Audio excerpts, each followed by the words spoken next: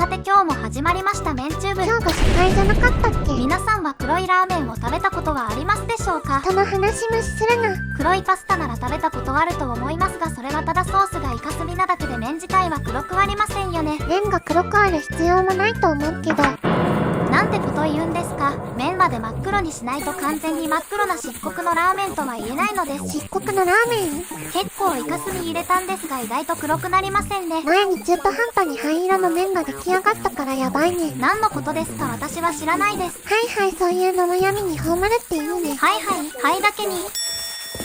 そうこうしているうちに生地がだいぶ黒くなってきましたね。この作業は水回しといって黒くない麺の時にも大事な工程なんです。急にまともなこと言わないでよ。びっくりする。ひどいですね。私は毎日のようにラーメンやパスタ、沖縄そばを設置している達人なんですよ。自分で達人っていうあたりが。さてさて、いい感じに真っ黒になった生地を伸ばしていきます。普段生地に塩と乾水以外のものを練り込むことは基本ないのですが、イカスミを入れた生地はまあまあ風に弾力が保たれていますね。毎日クタン入れすぎてジャリジャリした麺が出来上がってしまったことも秘密なんか？見ている人に苦労話しても仕方ないでしょう。ところでなんでラップの上から麺伸ばしてるの？画面から伝わらないかもしれないけど、この生地めっちゃイカの匂いがするのよ。マジか。生地をある程度伸ばしたらパスタマシンに投入。運命の力。実はこのパスタマシン3代目です。パスタマシン壊れるほど麺作ってるのか。麺棒と包丁だけでも麺は作れますけど、パスタマシンあるとほんと楽ちんです。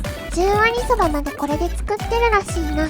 そばを切るときはほんと便利ですよ。手打ちにはこだわっているけど、無理に難しくする必要はないですからね。どうでもいいけど、料理の説明はしないの？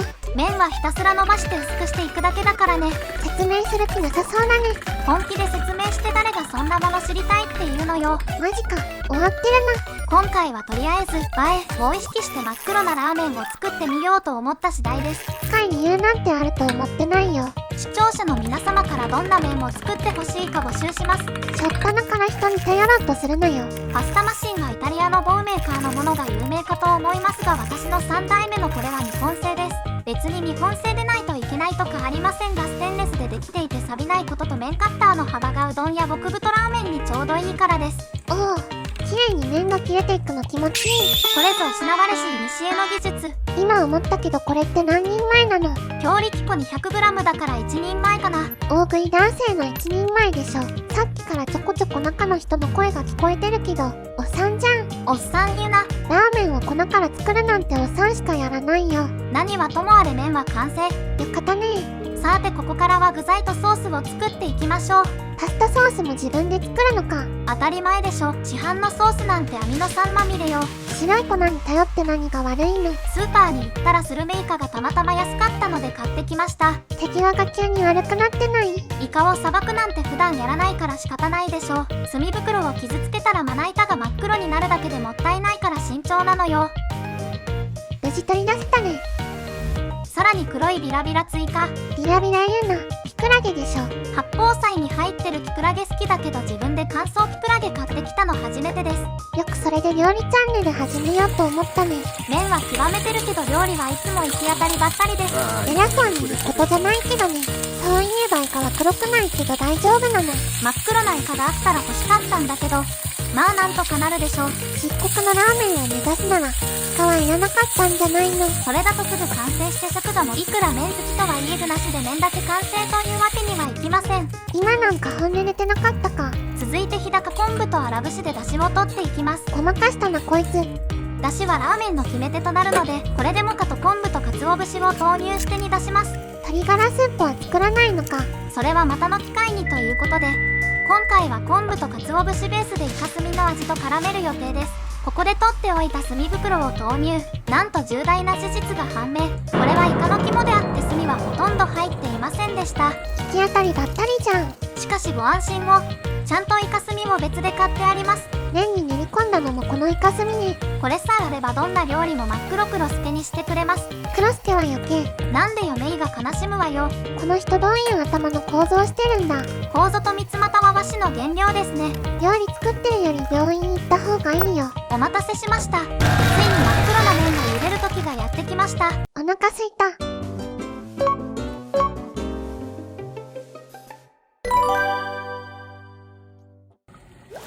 沸騰したお湯に麺を投入したら蓋をして弱火で4分茹でます。これは麺の太さによります。塩は入れないの？この生麺は乾水と塩が入っているのでお湯だけで OK。 麺が茹で上がったら水でしっかり締めてから湯切りをします。つけ麺みたいね。今回は基本汁麺を考えていたんだけど、隅の色が薄くなったら漆黒とは言えなくなるから、まずは濃いめのソースを作ります。意外と慎重ね。麺自体真っ黒なんだけど、さっき作ったイカスミソースに絡めてツヤツヤの黒にします。想像以上に黒いね。さあついに漆黒のイカスミラーメンがここに完成いたしました。白い丼鉢に隅が飛び散って汚いな。白い器にしたのが敗因ですね。漆黒って言うけどイカが真っ黒じゃないね。イカが麺から飛び出してた方が面白いかなと思ってわざと見せたのが敗因ですね。黒ごまをかけたのに全く見えなくて草。ここから中の人の食レポ始まります。真っ黒です。実食。いただきます。さあついに漆黒の麺の真実が明かされる時が来た。やっ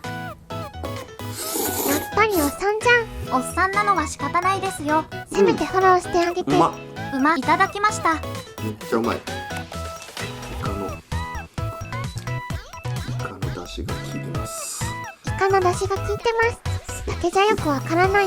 遅くするとイカの旨味と昆布とカツオだしが深い旨味を醸し出してます。うん。ラーメンのつけ麺っていうかパスタソースに近い感じかな。おっとここでだし汁を追加するようです。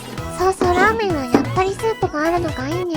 しかしこれが新たなハプニングを招くことに。何それ、予言。うわこれのことかい。え違うの？汁を追加しても真っ黒です。こぼれた。こっちのことかい。真っ黒。すごい。イカスミパワーすげえ。まあ本人は楽しそうだからよしとしましょう。これ服がちょっとあれや。さてそろそろ締めに入ります。今回の漆黒のラーメンの動画はいかがでしたか？感想やご意見などコメントしてください。批判やマウント取りたいコメントは遠慮しときます。デラリア防線貼るね。真っ黒すぎ。高評価、チャンネル登録もよろしくお願いします。それだけは大事。ではまた次回も面白い面を作りますので楽しみにお待ちください。またね。現場からは以上です。